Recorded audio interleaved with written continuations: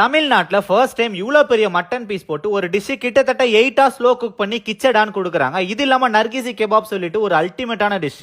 சும்மா மாவு ஆட் பண்ணாம ஃபுல்லா மட்டன் மீட் மட்டுமே போட்டு மட்டன் ஷாமி கெபாப் செம்ம டெலிஷியஸா இருந்துச்சு.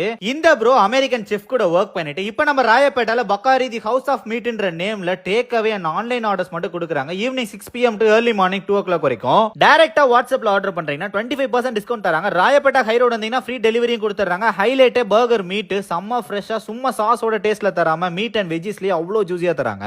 மஸ்ட் ட்ரை பண்ணுங்க. போத் சிக்கன் அண்ட் பீஃப் இருக்கு. இந்த வீக்கெண்ட் ஃப்ரெண்ட்ஸோட வாங்கி டேஸ்ட் பண்ணிட்டு எப்படி இருந்துச்சுன்னு கமெண்ட் பண்ணுங்க. பெஸ்ட் கமெண்ட பின் பண்றேன். தமிழ்நாட்டுல ஃபர்ஸ்ட் டைம் இவ்ளோ பெரிய மட்டன் பீஸ் போட்டு ஒரு டிஷ் கிட்டத்தட்ட 8 hours ஸ்லோ குக் பண்ணி கிச்சடான்னு கொடுக்குறாங்க. இது இல்லாம நர்கிசி கெபாப் சொல்லிட்டு ஒரு அல்டிமேட்டான டிஷ்.